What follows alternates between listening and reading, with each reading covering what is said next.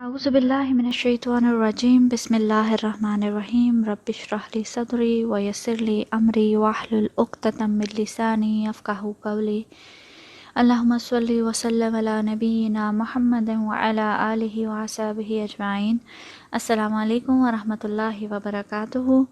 آج ہم سورہ بقرہ کی ایک اور خوبصورت دعا پڑھیں گے جو آیہ نمبر 201 میں آتی ہے۔ ربنا آتنا فی الدنیا حسنہ وفی الآخرۃ حسنہ وقنا عذاب النار۔ اے ہمارے رب، ہمیں دنیا میں بھلائی دے اور ہمیں آخرت میں بھی بھلائی عطا فرما اور ہمیں جہنم کے عذاب سے بچا لے۔ ابن عباس رضی اللہ عنہ نے کہا کہ کچھ بدو یعنی دیہاتی لوگ حج کے دنوں میں عرفات آتے تھے، اور عرفات کے دن ان کی دعائیں کچھ اس طرح کی ہوتی تھیں کہ اے اللہ، اس سال کو برسات کا سال بنا دے، زرخیز سال بنا دے، بچوں کی پیدائش کا سال بنا دے۔ وہ لوگ آخرت کے معاملے میں کسی بھی قسم کی کوئی دعا نہیں کیا کرتے تھے۔ ان کے بارے میں اللہ سبحانہ وتعالیٰ نے سورہ بقرہ کی آیہ نمبر 200 نازل فرمائی۔ فَمِنَ النَّاسِ مَن يَقُولُ رَبَّنَا آتِنَا فِي الدُّنْيَا وَمَا لَهُ فِي الْآخِرَةِ مِنْ خَلَاقٍ۔ لوگوں میں سے وہ بھی ہیں جو یہی کہتے رہتے ہیں کہ ہمارے رب ہمیں دنیا میں دے دے، اور ایسے لوگوں کے لیے آخرت میں کوئی حصہ نہیں۔ پھر اللہ سبحانہ وتعالیٰ نے ہمیں یہ دعا سکھائی تاکہ ہمیں بیلنس سکھایا جا سکے کہ دنیا کی بھلائی کے ساتھ ساتھ آخرت کو بھی اپنی دعاؤں میں یاد رکھو۔ ہم اگر اپنی دعاؤں کا جائزہ لیں تو ہماری دعاؤں میں بھی دنیا ہی دنیا ہے، دنیا کی بھلائی، دنیا کی خوشی، دنیا کی صحت تندرستی، دنیا کی کامیابی۔ بلکہ آج کل اکثر لوگ دین پر چل ہی اس لیے رہے ہیں کہ دنیا کو کیسے بہتر بنایا جائے، کون سی دعا، کون سی آیت کتنی ہزار دفعہ پڑھنے سے اچھی نوکری ملے گی، رزق میں برکت ہوگی، اچھے رشتے آئیں گے، مال و دولت کے ڈھیر لگ جائیں گے، شوہر قابو میں ہوگا۔ ہر کوئی اس چکر میں ہے کہ کیسے قرآن سے کوئی ایسی آیت ڈھونڈی جائے جس سے زندگی بدل جائے، اور ان میں کہیں بھی اس بات کا ذکر نہیں کہ کون سی دعا، کون سی آیت، کون سی سورت کتنی دفعہ پڑھنے سے جنت ملے گی یا آخرت سنور جائے گی۔ حیرت کی بات ہے کہ اس کا وظیفہ کوئی بھی نہیں بتاتا، بلکہ اکثر دیکھا جاتا ہے کہ کسی کے لیے جنت کی دعا پہلی دفعہ اس وقت کی جاتی ہے جب وہ مر جاتا ہے۔ ماں باپ بھی اپنی اولاد کو یہی دعائیں دیتے ہیں کہ اللہ تمہیں کامیاب کرے، اللہ بڑا آدمی بنائے، صحت و تندرستی دے، مال و جان میں برکت ہو، کاروبار میں برکت ہو۔ لیکن کوئی ماں باپ بھی یہ دعا نہیں دیتے، بلکہ شاید بہت ہی کم دیتے ہوں گے کہ اللہ تمہیں ہدایت دے، تمہیں صراط مستقیم پہ چلنے والا بنائے، تمہیں جنت الفردوس عطا فرمائے۔ اللہ سبحانہ وتعالیٰ سورہ شورى کی آیہ نمبر 20 میں فرماتے ہیں، من کانا یرید حرث الآخرۃ نزد لہ فی حرثہ۔ جو شخص آخرت کی کھیتی کا طالب ہوتا ہے تو ہم اس کے لیے اس کی کھیتی میں اضافہ کر دیتے ہیں۔ وَمَنْ كَانَ يُرِيدُ حَرْثَ الدُّنْيَا نُؤْتِيهِ مِنْهَا۔ اور جو کوئی دنیا کی کھیتی کا طالب بن جاتا ہے تو ہم اس کو اس میں سے کچھ دے دیتے ہیں۔ وَمَا لَهُ فِي الْآخِرَةِ مِن نَصِيب۔ اور آخرت میں اس کا کوئی حصہ نہیں۔ تو پھر اس بات کا کیا مطلب سمجھا جائے کہ کیا دنیا کی جائز خواہشات کرنا اور ان کے لیے دعائیں کرنا غلط ہے؟ ہرگز نہیں۔ اللہ سبحانہ وتعالیٰ نے خود سورہ قصص میں فرمایا وَلَا تَنْسَى نَصِيبَكَ مِنَ الدُّنْيَا، اور دنیا میں بھی اپنا حصہ نہ بھولو۔ تو پھر صرف دنیا مانگنے والوں کو قرآن میں وارن کیوں کیا جا رہا ہے کہ ان کے لیے آخرت میں کوئی حصہ نہیں؟ اس لیے کہ اگر آپ کی دعاؤں میں صرف اور صرف دنیا ہے تو پھر یہ بہت بڑا عقیدے کا مسئلہ ہے۔ یہ اس بات کی نشاندہی کرتا ہے کہ جس شخص کی دعا میں آخرت نہیں، وہ آخرت کے بارے میں شور نہیں ہے، اسے پورا یقین نہیں ہے کہ آخرت کا دن آنے والا ہے، اسے جنت دوزخ پہ ویسا یقین نہیں ہے جیسا ہونا چاہیے، اسی لیے وہ سارا کچھ یہیں اسی دنیا میں حاصل کر لینا چاہتا ہے۔ جیسا ہم نے پہلے بھی ڈسکس کیا تھا کہ دعائیں صرف دعائیں نہیں ہیں، یہ ہماری سائیکالوجی، ہمارا ورلڈ ویو ڈیولپ کرنے کے لیے ٹولز ہیں۔ اللہ تعالیٰ اس دعا کے ذریعے ہمیں بیلنس سکھانا چاہتے ہیں۔ اس دعا کو غور سے دیکھیں، اس میں ہم 3 چیزیں مانگ رہے ہیں۔ پہلی چیز حسنہ فی الدنیا، دنیا کی بھلائی. دوسری چیز حسنہ فی الآخرہ، آخرہ کی بھلائی. وقنا عذاب النار، اور جہنم کی آگ سے بچنے کی دعا. ان تین چیزوں میں سے صرف ایک چیز ہم دنیا کے لیے مانگ رہے ہیں، اور دو چیزوں کا تعلق آخرت سے ہے. یہ اللہ تعالیٰ ہمیں پرپورشن سکھانا چاہتے ہیں. آپ کی کوشش، آپ کی توجہ، آپ کی محنت اور آپ کی دعائیں اگر 1/3 دنیا کے لیے ہیں تو 2/3 آخرت کے لیے ہونی چاہیے.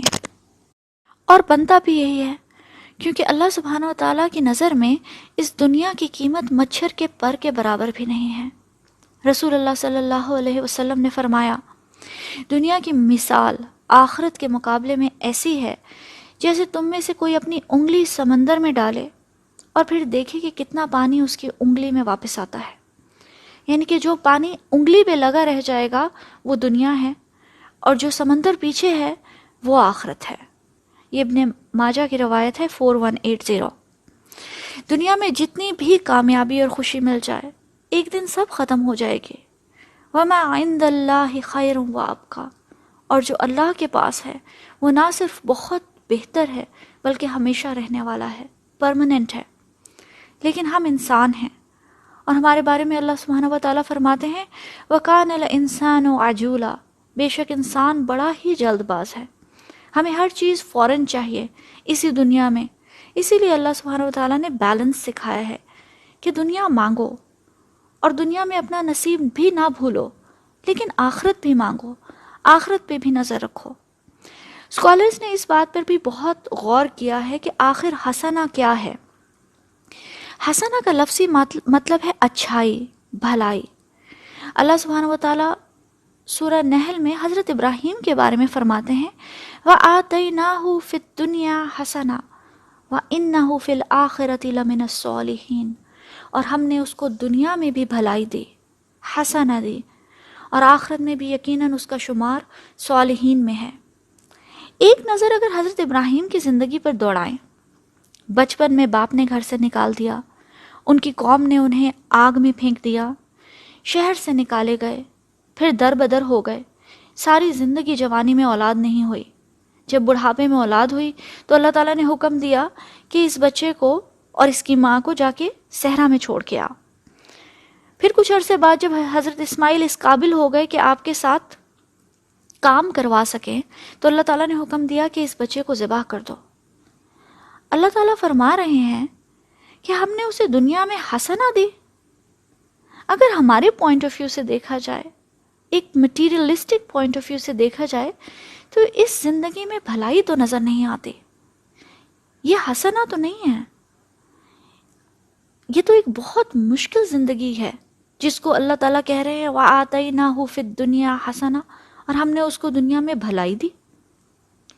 تو پھر حسنہ کیا ہے؟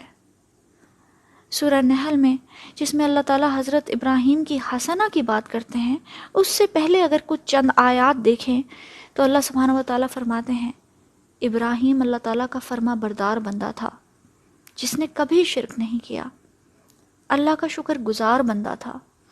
اللہ نے اس کو چن لیا اور اسے سیدھی راہ پر چلایا. سورہ نساء میں اللہ سبحانہ و تعالیٰ حضرت ابراہیم کے بارے میں فرماتے ہیں وَاتَّخَذَ اللَّهُ إِبْرَاهِيمَ خَلِيلًا، اور اللہ نے ابراہیم کو اپنا خاص دوست بنا لیا. خلیل ایک بہت ہی قریبی دوست کو کہتے ہیں، بہت ہی پیارے اور کلوز فرینڈ کو کہتے ہیں. حضرت ابراہیم کو بھی اللہ تعالیٰ کی محبت کا اتنا یقین تھا کہ کہا کرتے تھے اِنَّهُ كَانَ بِي حَفِيًّا. اس کے ٹرانسلیشن اکثر ایسے ملتا ہے بے شک میرا اللہ مجھ پر بڑا ہی مہربان ہے. لیکن حفیہ کا اگر مطلب دیکھا جائے تو حفیہ ایسے شخص کو کہتے ہیں کوئی ایسا جو آپ کا حال جاننے کے لیے ہر وقت کاوش کرتا رہے، جو ہر وقت آپ کے حال سے واقف رہنے کے لیے آؤٹ آف دا وے جائے، جو آؤٹ آف دا وے جا کر آپ کا خیال رکھے. اِنَّهُ كَانَ بِي حَفِيًّا، بے شک اللہ میرے لیے حفی ہے، میرا بہت ہی خیال رکھنے والا ہے. تو یہ ریلیشن شپ تھا اللہ تعالیٰ کا حضرت ابراہیم کے ساتھ، اور یہ ہے اصل حسنہ. دنیا کی بھلائی دراصل گاڑی، بنگلہ، اولاد کی فراوانی، بینک بیلنس نہیں ہے، بلکہ زندگی میں اللہ تعالیٰ کا ساتھ، اللہ تعالیٰ کی محبت اور اللہ تعالیٰ کی خوشنودی ہے۔ ایسی زندگی بھلائی ہے جو آخرت کی بھلائی تک لے جائے۔ دنیا میں نیکی کی اپرچونٹی ملنا اور ہمیشہ ملتے رہنا اصل حسنہ ہے، اور دنیا میں گناہ سے بچنے میں اللہ تعالیٰ اگر آپ کی مدد کرنا شروع کر دے تو یہ حسنہ ہے۔ جب اللہ خود انسان کو سیدھی راہ پر چلائے تو یہ حسنہ ہے۔ جس زندگی میں اللہ سبحانہ و تعالیٰ دوست بن جائے، ولی بن جائے، تو یہ حسنہ ہے، اور جس کا دوست اللہ ہو تو اسے دنیا اور آخرت میں کس چیز کی کمی رہ جائے گی۔ ہشام بن حسن نے کہا کہ الحسن سے روایت ہے کہ اللہ تعالیٰ کی اس آیت ربنا آتنا فی الدنیا حسنہ وفی الآخرۃ حسنہ میں دنیا میں حسنہ سے مراد علم اور عبادت ہے، اور آخرت میں حسنہ سے مراد جنت ہے۔ یہ جامع ترمذی کی روایت ہے 3488۔ انس بن مالک رضی اللہ عنہ نے بتایا کہ نبی کریم صلی اللہ علیہ وسلم اکثر یہ دعا کیا کرتے تھے، اللہم ربنا آتنا فی الدنیا حسنہ وفی الآخرۃ حسنہ وقنا عذاب النار۔ بے شک یہ دعا قرآن کی ایک مکمل ترین دعا ہے، موسٹ کمپریہنسو دعا ہے۔ اگر کوئی ایک دعا ہمیں روز اپنی زندگی میں شامل کرنی چاہیے تو وہ یہ دعا ہے۔ اللہ سبحانہ و تعالیٰ سے دعا ہے کہ وہ ہم سب کو دنیا اور آخرت کی بھلائی عطا فرمائے، حسنہ عطا فرمائے، آمین یا رب العالمین۔ السلام علیکم ورحمۃ اللہ وبرکاتہ۔